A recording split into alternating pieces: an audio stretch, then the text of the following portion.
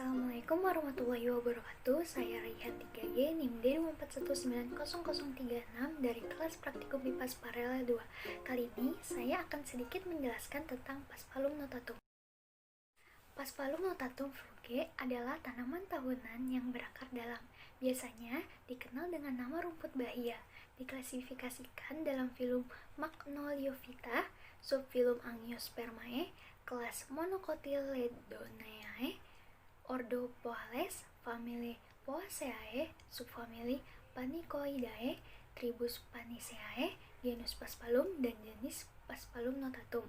Tingginya bisa mencapai 1 meter, berasal dari Amerika Tengah dan Selatan, tetapi sudah dinaturalisasi di wilayah lain. Rumput ini dikenal dengan V berbentuk menonjol, perbungaan terdiri dari 2 lonjakan seperti tandan, berisi beberapa bulir kecil, masing-masing sekitar 2,8 sampai 3,5 mm. Daunnya datar bertekstur keras, biasanya tidak berbulu, dengan lebar 2 sampai 6 mm, terlipat, digulung dan meruncing ke satu titik. Pangkal daun pada ujung tiap rimpang biasanya berwarna keunguan. Sebagian besar daun diselingi dengan daun besar yang tidak bertangkai. Batang rumput ini tegak, silindris agak pipih pada buku, berlubang dengan bagian yang jelas. Tinggi batangnya mencapai 20-70 cm.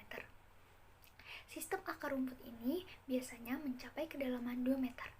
Perbungaannya malai, spikelet berukuran panjang 3-3,5 mm dan lebarnya 2,5 mm, saling tumpang tindih dalam 2 baris, melebar, bulat, halus, dan berkilau.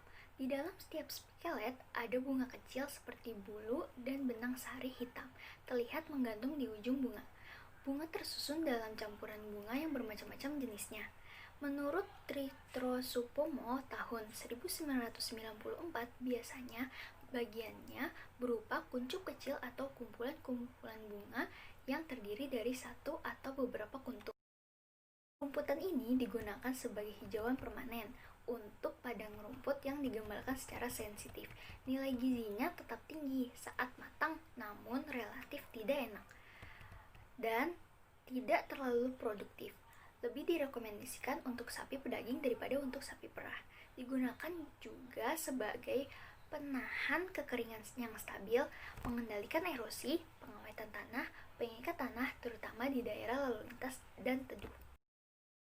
Rerumputan ini memiliki perawatan yang relatif rendah, cukup digemari karena kemampuan beradaptasi dengan kesuburan tanah yang rendah, dapat beradaptasi dengan daerah tropis dan subtropis, cukup kuat mentolerir kondisi garam, asam, api ringan hingga sedang, mampu mentolerir kekeringan, juga merupakan herba pengembalaan berkelanjutan.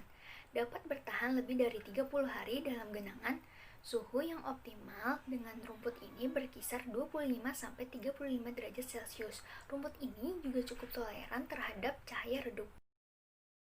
Rumput ini dapat ditanam secara stek dan vegetatif atau dari biji.